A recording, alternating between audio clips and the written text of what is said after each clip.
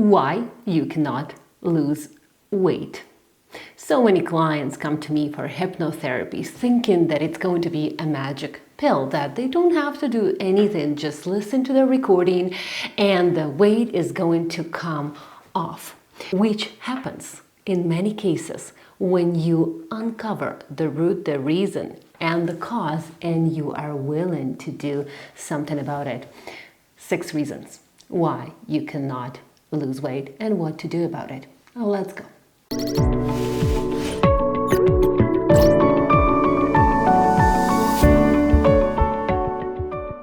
Hello, my lovely people. Welcome back to my channel. My name is Kate Semeniuk. I'm a hypnotherapist and an RTT therapist.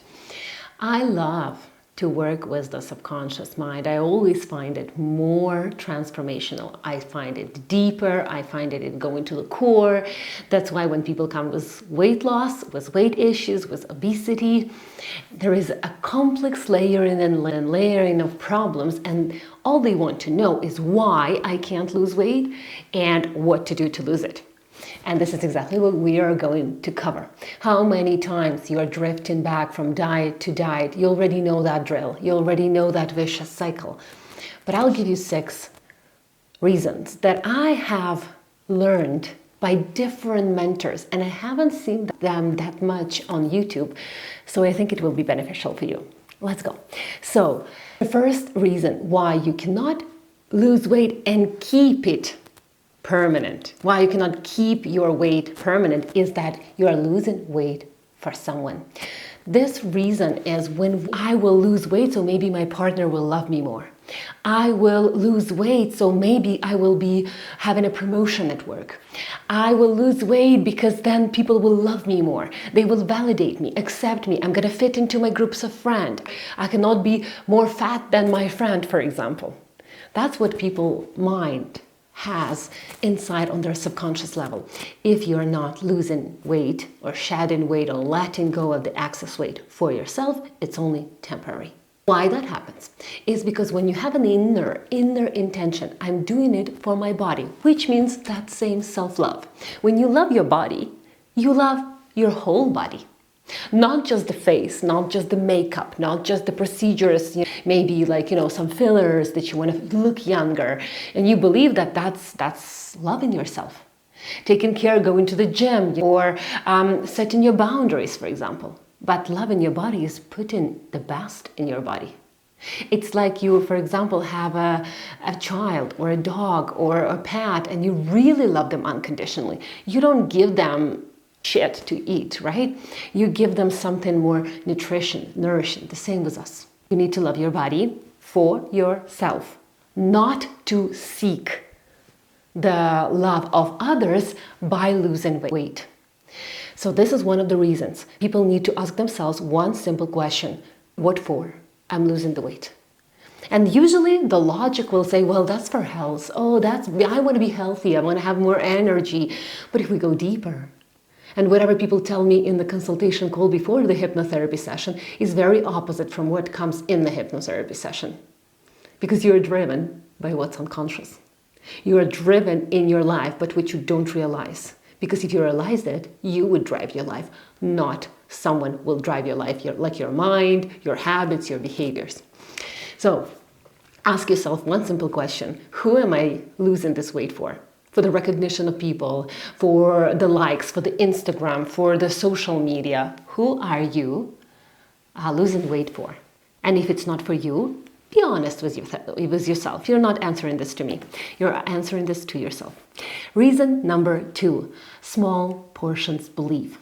There are lots of nutrition coaches that do truly believe that if you eat smaller portions every 2 hours, then you will lose weight. Maybe that helps in the beginning. But at the same time, right, if you don't get full on your meal, you have a scarce mentality all the time. So there was a belief long ago that you need to be hungry. You eat a little bit, but you're hungry. But you also it's our biological need to feel full. So you need to eat less meals in a day, but have a very nutritious high density of nutrients meals, sometimes even 1 meal a day or 2 meals a day. With the intermittent fasting can help you if you don't have any underlying condition that do not allow intermittent fasting. By the way, please, you can check with your doctor, because not everyone can do that, and not everyone is good with like 12, 16 or 18 hours of intermittent fasting. So when you eat these small portions, you always are hungry. So your mind is more occupied with food. Each day you're like, oh, 2 hours, I'm gonna have a snack, I'm gonna have a snack, I'm gonna have a snack. But if you have one meal, a very nutritious, high density of nutrients and vitamins meal, and then you have another meal in a day, like 2 meals a day plan, then you will feel full, your mind will feel abundant. There is an abundance. I'm full now, I'm okay, I'm safe. And when I'm safe, the cortisol is not going up. So this is a belief that you need to really research into, the small portion belief. Reason number 3, you didn't uncover the emotion behind binge eating or overeating or eating junk food. Food is emotion.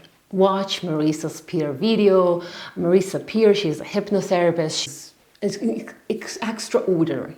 Really extraordinary at weight loss programs. She's doing an amazing job with like combining the science and the hypnosis in order to help rewire the brain for seeing food as a fuel. And that's it. You don't put a hot dog into your car, right? You don't put a pizza into your car. You don't give candies, or how do you call these candies that are, I need to find the one ingredient from plastic, really. Twizzlers, or I don't remember. You know, you don't give it to your dog because you love your dog, right? You give him either kibble or raw food, whatever you feed it. But you don't give this processed food to your dog, even though I feed my dog with raw food, not with a kibble, because kibble for me is also a processed food. But it's the choice. You still are very conscious about what you are feeding someone you really love. You are that person as well. So there is an emotion behind your eating habits. When you become more aware of that emotion, then you will be able to control and choose consciously. Oh, do I want to put it into my body? Oh, am I going to invest? The very good method to rewire your brain is to change the word I don't have a choice, I just really want it, I deserved it, into I'm choosing to put this junk in my body. If you actually decided to eat something unhealthy, unbeneficial, you're saying I'm choosing to do that. Take responsibility for your choices. And then you become so aware and you're like, I don't want to choose it. I don't like that phrase. And then you start to change the habit as well. So there are emotions that are connected to food. Maybe it's sadness, boredom, depression. It could be anxiety. Some people lose weight and they don't eat when they're anxious, and some people actually gain weight because that's their coping strategy. When I'm anxious and I don't feel enough, I'm gonna eat more to feel enough. It could be self-image, it could be self-worth, it could be emotions of anger that you can crunch with food, like chips, crackers, spicy food when you're angry. So find the emotion. What is the emotion behind your food cravings? Reason number 4, why you cannot lose weight, is the insulin resistance. I live in Canada right now. And so in Canada, when they checked my insulin resistance, whether I do have it, I had 5.7. And it's like 5.6 is the upper metrics, right? Measurements.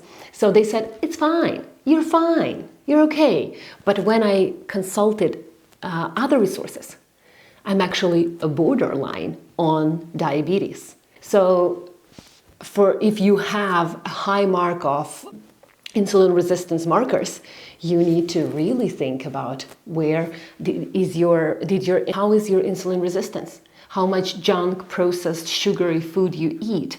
And it's very easy to understand whether the food is good for you or not. If you eat something healthy, beneficial, you usually have a little spike of energy. Yes, you will have a little bit of like resting mode after the food, especially if you had a very nutritious full meal. But at the same time, you will not have lots of mucus coming out of your mouth, right? You will not have sleepiness to the point that you want to take a nap, right? You will have still ongoing process of activity in a day. But if you feel a very big drop in your energy, it means that food wasn't really good for you and for your body.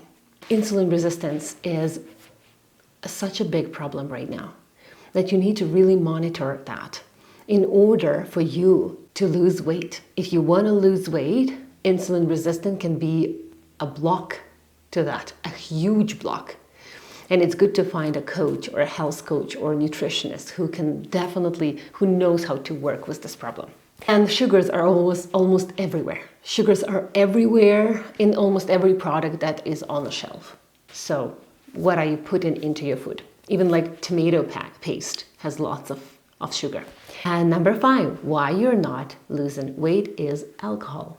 If you're having like a glass of wine here and there 2-3 times a day, a week, maybe a day, and you're like, well, I just deserved it. It was such a stress. I love the taste of wine. I love it.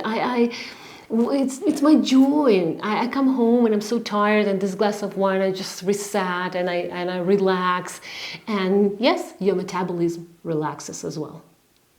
As you relax and de-stress and decompress the pressure and the stress because you don't have any other coping strategies, how to cope with stress, how to work with your mind, how to work with your behaviors and reactions to the stressors that are happening in your life, then you probably the wine is the only available option, and then it slows down our metabolism. I even had an information long ago that when you drink alcohol, it actually blocks any weight loss. You might lose weight and think that I've just lost a fat, but you didn't. You might have lost water. But when you drink alcohol, the cortisol is up, and then because the body needs to work harder to metabolize that alcohol.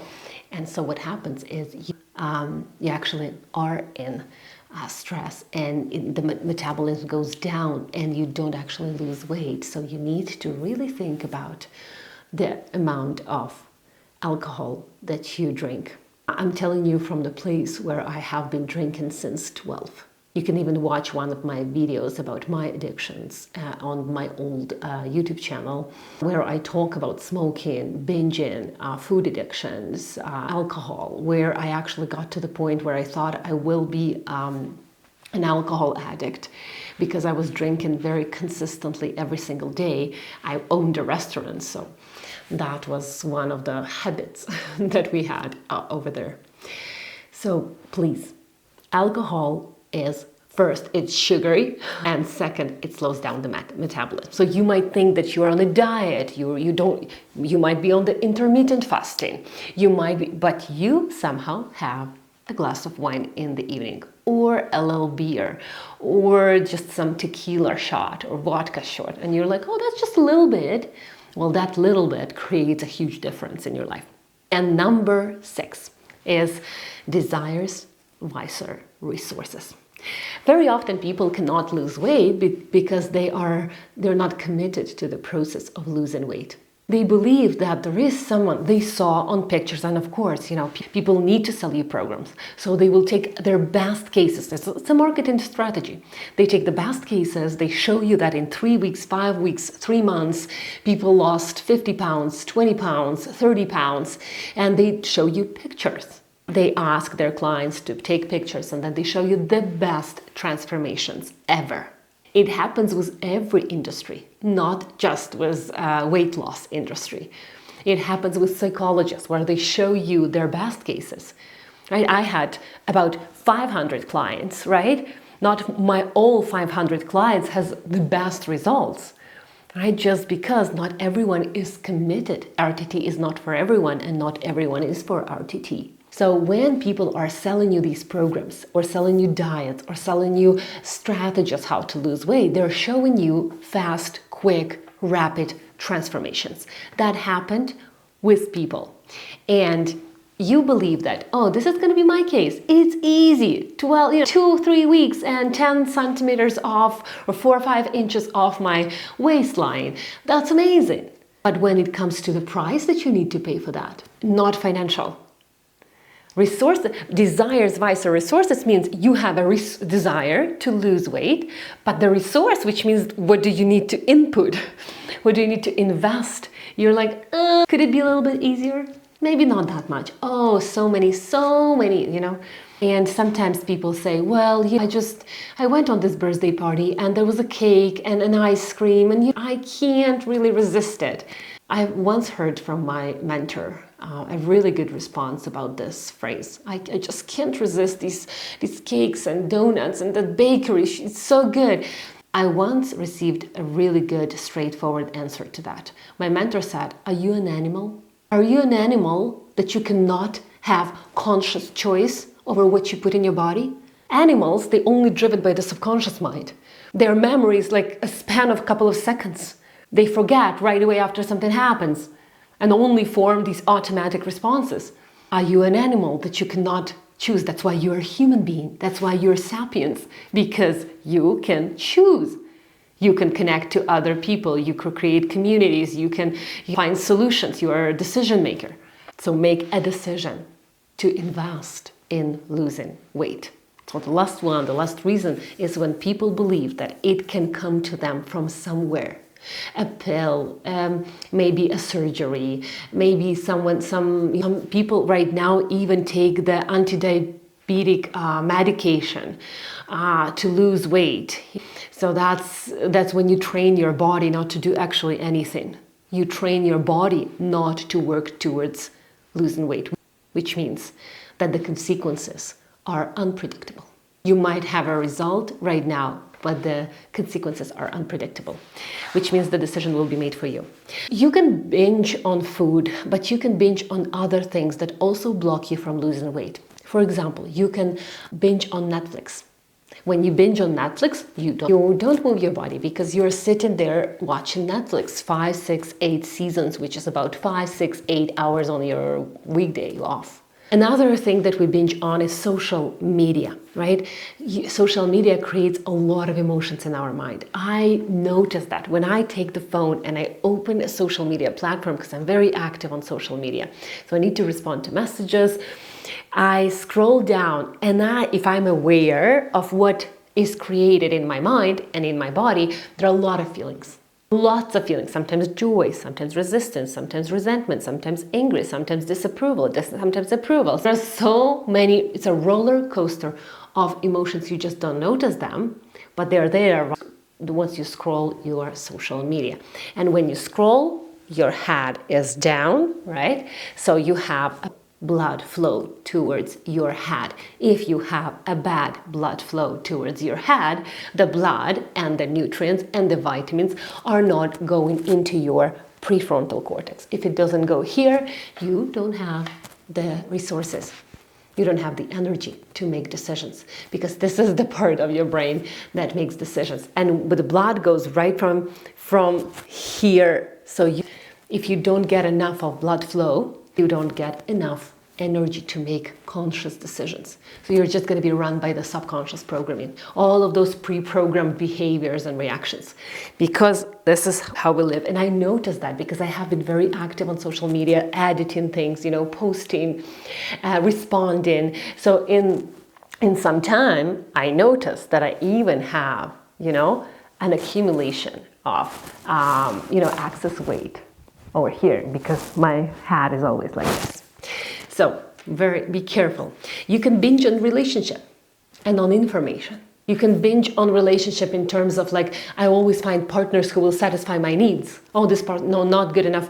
Oh, this partner, not good enough. We can binge on relationship as well, not feeling enough. And when we don't feel enough, we will have a distorted self-body image. Not always, but in many cases. Another thing that we can binge on is shopping. So we can binge on shopping. I don't feel good about myself. I don't feel good about my weight.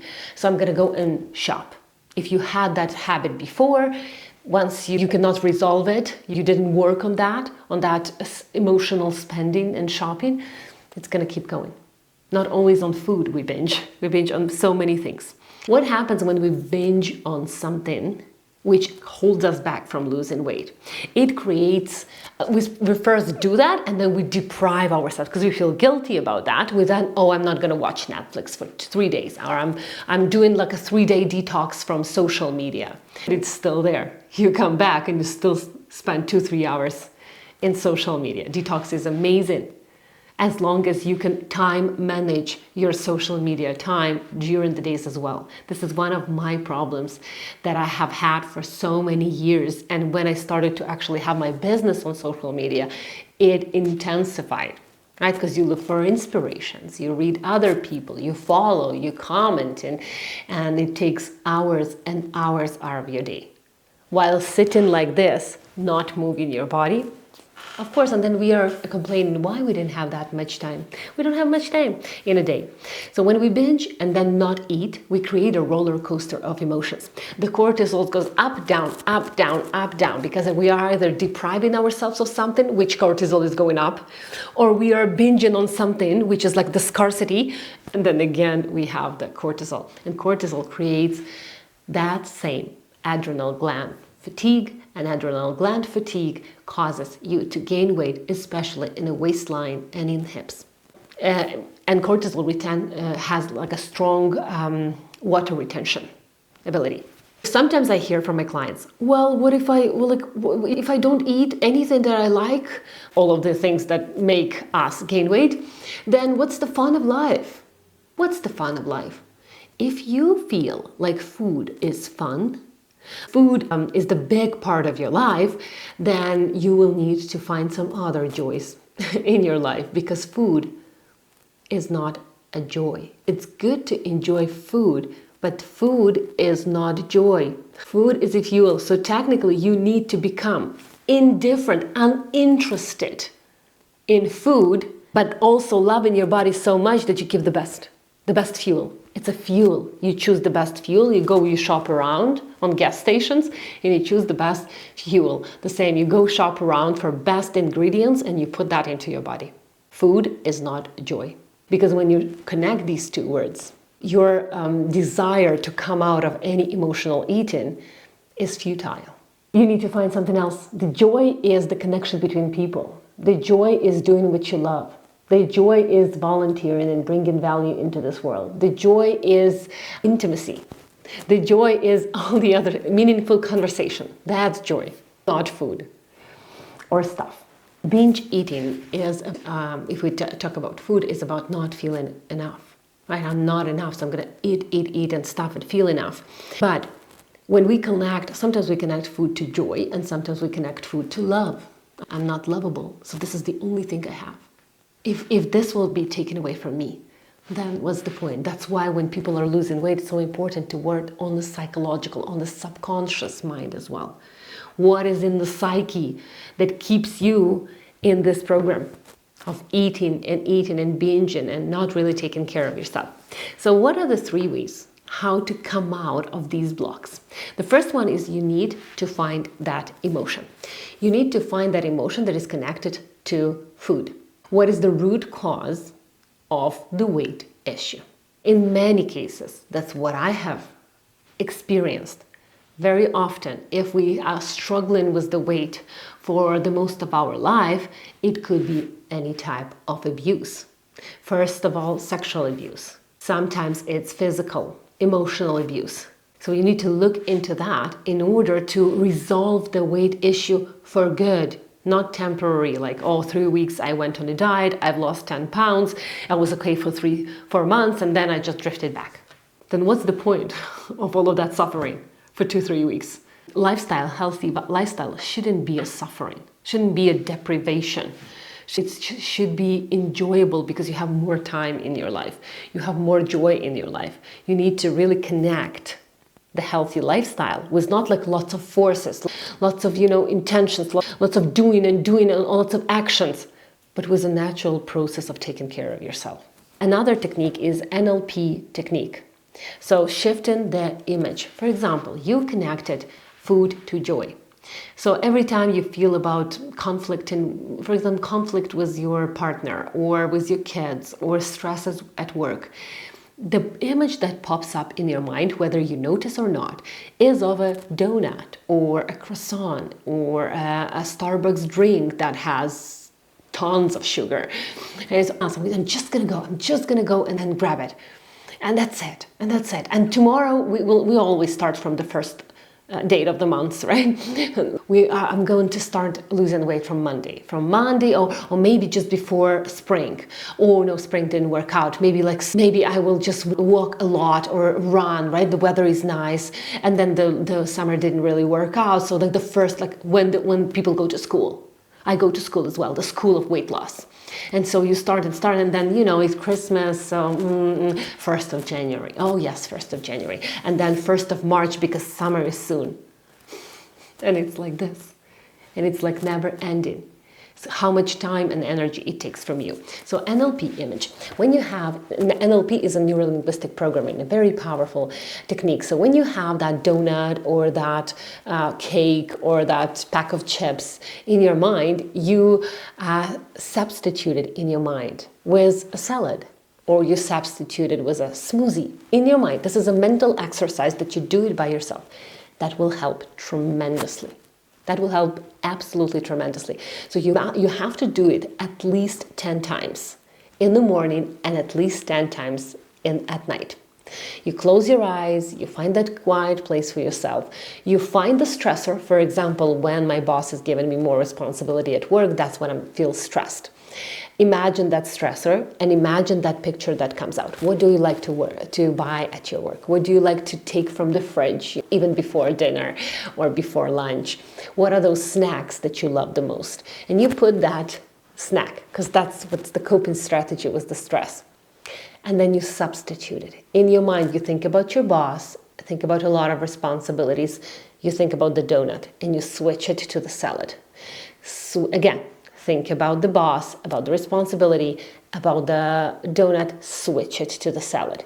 You do it 10 times in the morning and 10 times at night until it's automatically, you have stressor, you have responsibilities, you're stressed about work, salad.